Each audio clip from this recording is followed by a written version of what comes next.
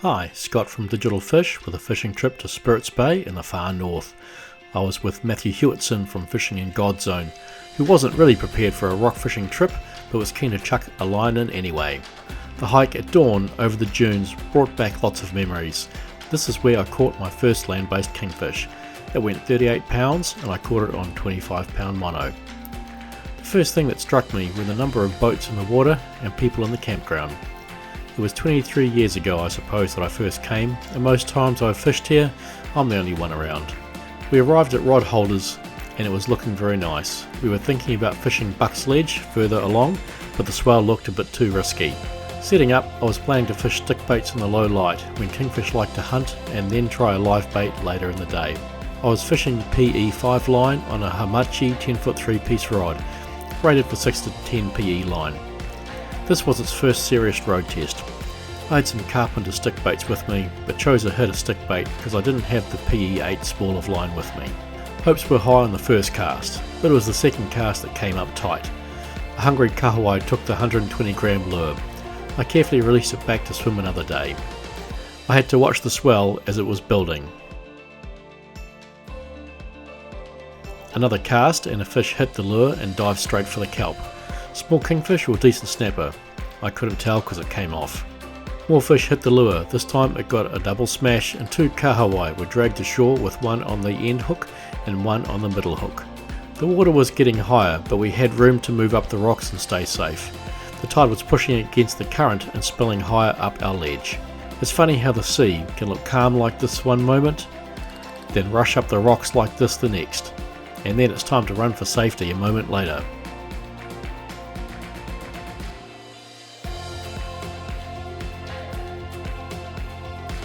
I picked up my TLD 30, loaded with 800 yards of 60 pound braid and a top shot of 80 pound mono. Not only do kingfish swim past, but some decent sharks, and it's the sort of ledge a marlin wouldn't be out of place. I decided to give the shore jigging a go in search of a suitable kahawai live bait.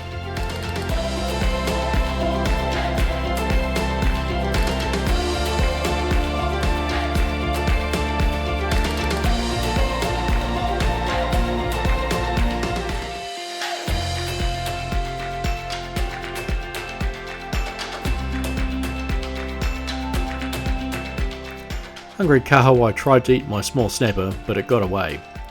Matt snagged a livey for me, which I quickly pinned and released back into the water. I was going to give it a long 100-metre drift out into the current that sweeps into the bay and pushes up along the rocks on its way back out into the Pacific Ocean. This is where kingfish cruise past, as well as bronzies, marcos, hammerheads and other big pelagics. I've seen some big sharks here over the years and lost some big kingfish.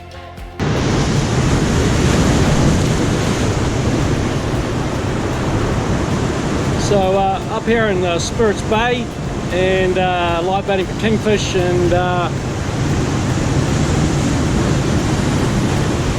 whatever else swims past, bronze whaler, marco, great white. I'll chuck that one back, marlin, but it's the swell's a bit up today and got to have my wits about me. It's pretty warm, got my sun protection on, feel like a ledge terrorist gangster. Don't think there's anywhere else I'd rather be though. Watching my rod in the holder, I put some casts out for some snapper and trevally that might be coming past in the current and had a play with the drone.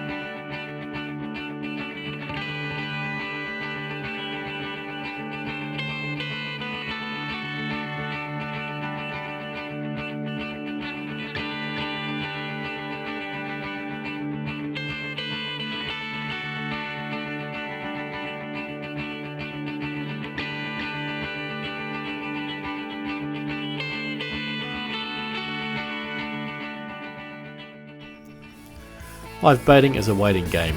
I waited for several hours, and as soon as I walked away from my rod, it got hit by something big. I managed to strike, but it went loose in the first 3 seconds, and I guessed a shark. Looking at the clean cut in the leader, it was definitely something toothy. Back to catching another live bait, and it wasn't long before I had one on the rocks. The kahawai today were abundant and in the mood. He went out under the balloon, but didn't sit in the current like the other one had. I had to walk around and keep the line from tangling on the rocks. Here you can see the current flying past. I once saw an estimated 150 kilo mako swimming up this current and over towards the beach. It was a huge beast. You can see why this place can really turn it on. Sadly, it gets a lot of pressure, and although the fish still come past, a lot of the resident fish have been taken over the years. There used to be schools of maumau and schools of trevally and kahawai sitting in front of the ledge all day long. I've seen some huge trevally here and lost some big kingfish. I also released a nice king, possibly a 50 pounder, from the very front ledge about 15 years ago. Time had run out for us, so nothing to take home, but it was a trip down memory lane for me.